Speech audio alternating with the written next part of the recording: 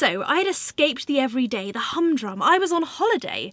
Well, as holiday-ish as the Social Republic of Wales can get, when the messages started flooding in. Enigmatic tweets, blustered comments on past videos, and even messages on the SableCaught Facebook page that were so full of desperate excitement they'd foregone vowels. There was a new JK Rowling book. There had, in fact, been a new JK Rowling book for the past few months. She'd managed to keep it a secret, to publish it into corners, to bedeck it in the comical glasses and false moustaches of Mr. Robert Galbraith. In the most ironic turn of events since Oedipus took a shine to the Queen of Thebes, just days after Hank Green published a video begging for more from her pen, it turned out JK Rowling had written a crime novel, The Cuckoo's Calling, months ago.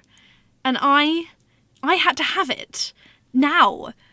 Well, then. But I was in the arse end of Wales, in a village whose name so resembled the leavings of a Scrabble box I'd originally assumed it was a joke, where even post offices were considered wizards' frippery and roads had yet to be invented. But the idea that that book was out there and I was not pursuing it was unacceptable. I would have to do it. For the first time in my life on my friend's filched Kindle, I instantly downloaded a book and began to sup.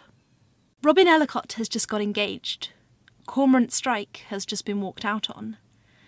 The pair seem at odds, but The Cuckoo's Calling sees the unlikely couple come together to investigate a murder. Cormoran, deluged in debt, runs a limping, single-customer detective agency when he literally runs into Robin, his new temp, almost knocking her down the stairs. Robin, however, is not Cormorant's only visitor that portent, periwinkle Monday our story starts. Much to his astonishment, he has a customer.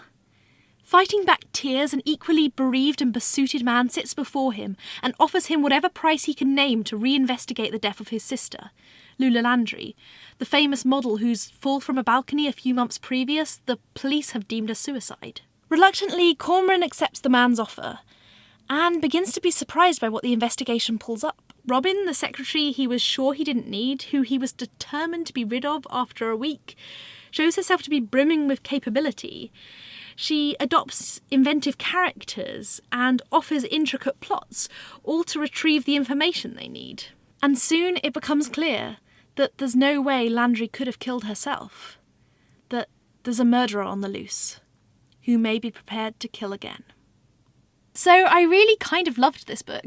I'm so pleased that the ending obviously implied a sequel and that a little bit of interneting showed me that yes, next year there will be more from Robin and Strike. There were two things that drew me to this. Firstly, the characters. I loved them both. Robin was the character I wanted to be.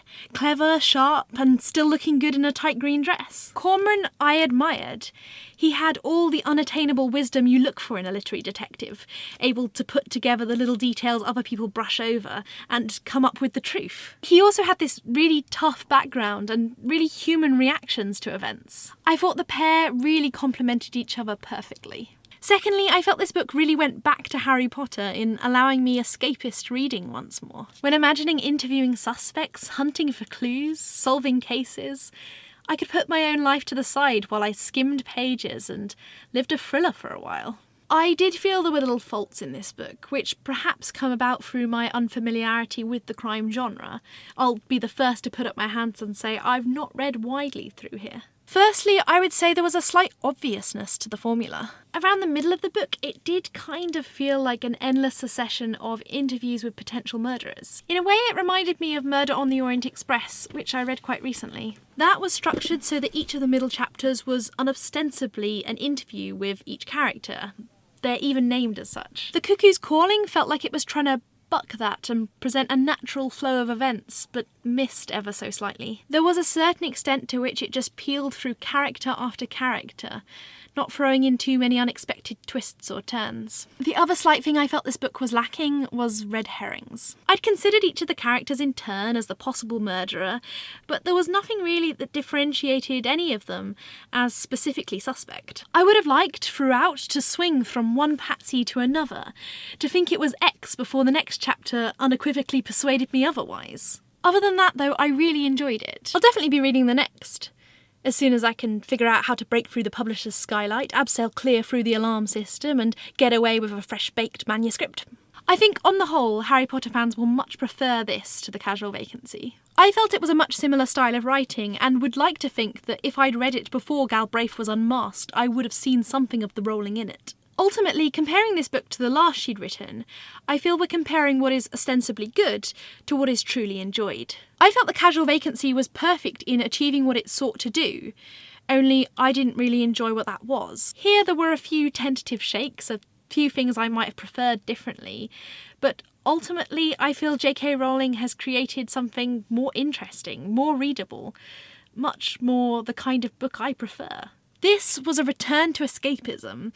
Compared to The Casual Vacancy, I loved it, whereas that I merely thought good. Compared to Harry, well, no new book can compare to what Harry is now, to the years of experience, to the shared readings, to the friends and communities that were built up around it. But it does have potential. I look forward to joining Robin and Cormoran again as they solve their next mystery.